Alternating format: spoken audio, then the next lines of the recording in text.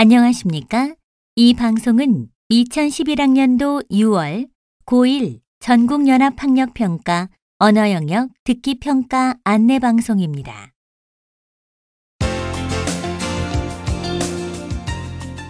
잠시 후 2011학년도 6월 고1 전국연합학력평가 1교시 언어영역 듣기평가 방송을 시작하겠습니다. 수험생 여러분은 편안한 마음으로 방송에 귀를 기울여 주시고 방송 담당 선생님께서는 스피커의 음량을 알맞게 조절해 주십시오. 수험생 여러분은 답안을 작성하기 전에 반드시 답안지 왼쪽 해당란에 성명과 수험번호를 정확하게 기입하고 제대로 표기하였는지 확인하시기 바랍니다. 듣기평가 문제는 1번부터 5번까지입니다. 방송을 잘 듣고 문제지에 있는 5개의 답지 중에서 맞는 답 하나만 골라 답안지에 해당란에 바르게 표기하십시오.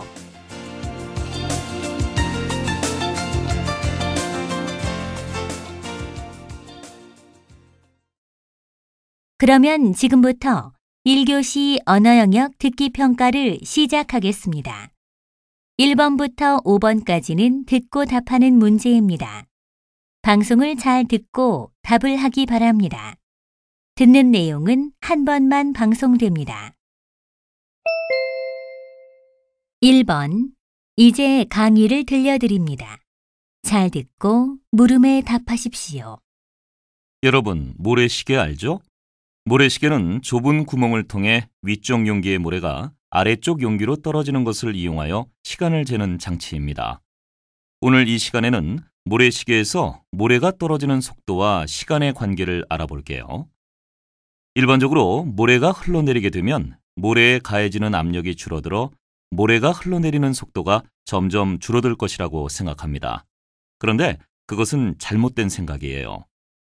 실제로 압력은 모래가 빠져나갈수록 줄어들긴 합니다. 하지만 그 때문에 속도가 변하지는 않습니다. 속도가 변하지 않는 이유는 마찰력 때문입니다. 모래알갱이들은 모래알갱이들 사이에 작용하는 마찰력 때문에 쉽게 미끄러져 내려가지 않아요. 그런데 용기의 벽면에 닿아 있는 모래알갱이들은 벽면이 미끄럽기 때문에 마찰력이 적어서 아래쪽 용기로 먼저 흘러내려가죠. 이 때문에 시간이 흘러 모래가 줄어들더라도 모래가 떨어지는 속도는 일정합니다. 자, 여기를 보세요. 매우 정확한 모래시계가 있다고 합시다.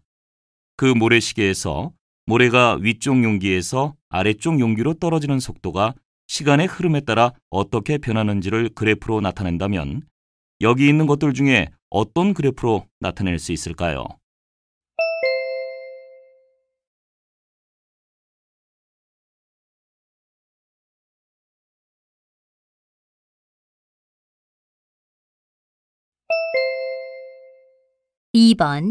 이번에는 대화를 들려드립니다.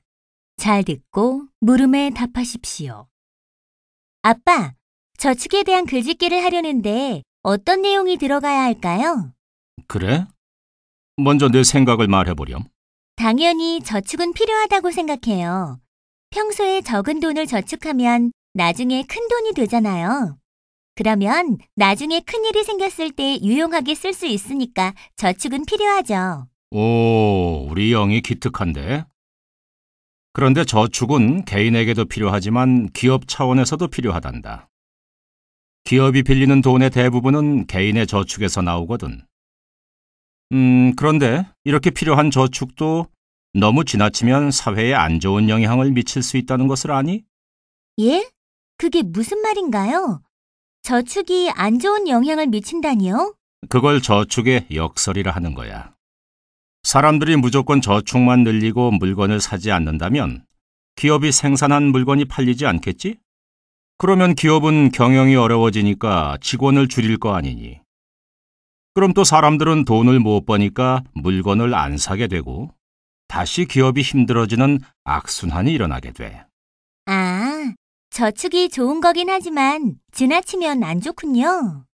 하지만 최근 우리나라 저축률이 떨어지고 있다니까 저축을 열심히 하자는 방향으로 글을 쓰면 어떨까?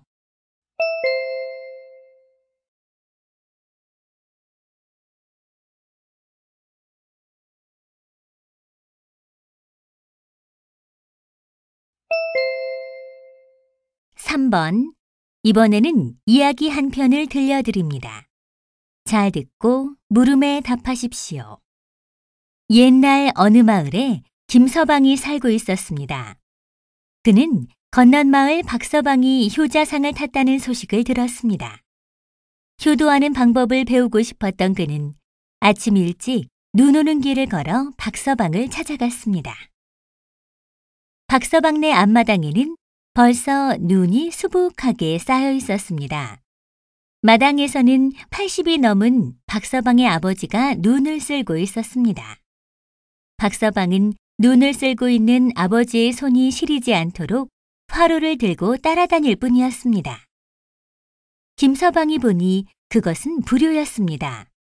추운 날씨에 따뜻한 방에 모시지는 못할 망정 늙으신 아버지가 눈을 쓸도록 내버려두는 박서방을 도무지 이해할 수 없었습니다.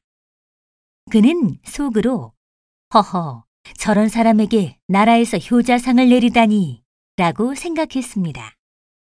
참다 못한 김서방이 박서방에게 말했습니다. 여보, 당신은 나라에서 주는 효자상을 탔다는데 부모가 추운 날씨에 나가서 눈을 쓸면 못하시게 해야지. 화로를 들고 다니면서 손이나 쬐시게 하는 게 효도요? 그러자 박서방이 말했습니다. 여보시오. 부모님이 하고 싶은 일을 못하게 하면 부모님의 마음이 언짢으실 게 아니요. 아버님이 원하시니 그 마음을 불편하지 않게 해드리기 위해 내가 불을 들고 따라다닌 거요.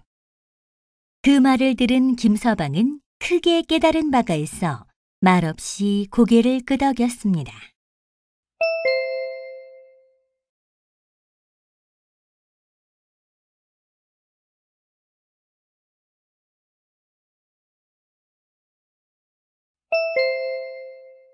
(4번과 5번) 이번에는 대화를 들려드립니다.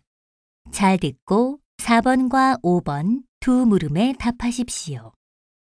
아침에 체육 선생님께서 각 반 회장들을 부르셨어. 이번 교내 체육대회 경기에 출전할 선수를 구성하라고 말씀하시더라. 우리 반은 어떻게 할까? 출전 종목이 뭐야? 줄다리기, 배구, 이어달리기 이렇게 3종목이야. 줄다리기야 반 전체가 참여하는 거니까 문제가 안 되는데 배구나 이어달리기 선수는 어떻게 뽑으면 좋을까? 반대항 경기니까 무조건 이길 수 있도록 운동을 잘하는 아이들을 선수로 뽑아야지. 지난번 체육 시간에 달리기 기록으로 수행평가 점수를 매겼잖아. 이어달리기는 수행평가에서 좋은 성적을 거둔 아이들로 선발하는 것이 좋겠어. 그래, 이어달리기는 기록이 빠른 순서대로 뽑으면 되겠다. 그럼 배구 선수는 어떻게 뽑지? 배구도 마찬가지 아니니? 상대편을 이길 수 있도록 배구를 잘하는 아이들로 뽑으면 되잖아. 물론 상대편을 이기는 것만이 목적이라면 그럴 수도 있겠지. 그런데 달리기 기록이 좋은 아이들 중에 배구를 잘하는 애들이 많아. 그럼 선수가 겹치게 되잖아. 다른 반을 이기기 위해 운동 잘하는 아이들만 여러 종목에 겹쳐서 선수로 뽑는 것은 문제가 있다고 생각해. 될 수 있으면 많은 아이들이 참여하는 것이 좋지 않을까? 체육대회에서 승리하는 것보다는 우리 반 단합이 더 중요하다고 봐. 내 말도 일리는 있어. 그래도 경기에 이기는 것이 좋지 않겠어? 응원하는 사람 입장을 생각해봐. 우리 편이 지고 있으면 응원할 맛이 나겠니? 그래, 체육대회에서 응원은 경기 못지않게 중요하지. 그런데 상대편에 비해 실력이 조금 부족해도 반 아이들이 열심히 응원을 하면 실력 이상으로 잘할 수 있을 거라 생각해. 체육대회가 우리 반 아이들 모두가 함께 할 수 있는 축제가 되어야 하지 않을까?